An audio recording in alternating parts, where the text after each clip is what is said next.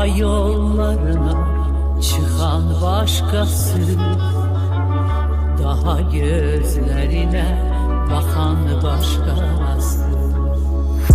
Daha yollarına çıkan başkası, daha gözlerine bakan başkası. Daha ellerini sıkan başkası.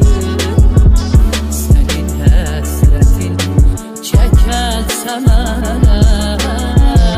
Daha ellerini sıkan başkası. Senin hasretini çeken sevmem.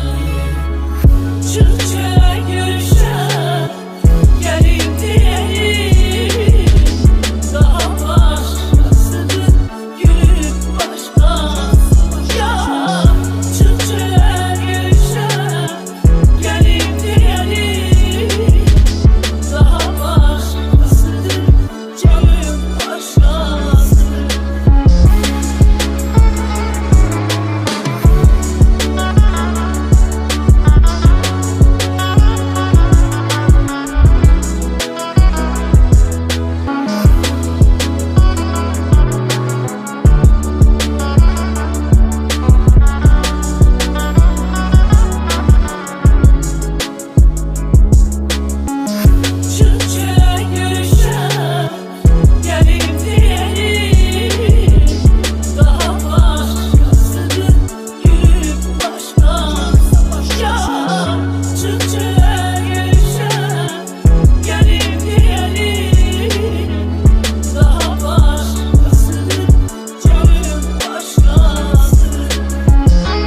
Sənə çox can dedim ey can, can olub neynəmsən?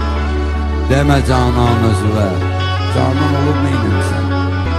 Getmisən daimə biganəni şad eyləmisən, aşıqın həsrət ilə viran olub neynəmsən?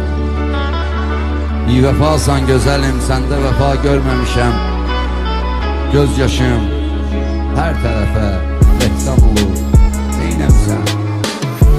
Demə imkanım olanda səni yad eyləyərəm. O qədər fürsət olur, imkan olur, neynəmsən?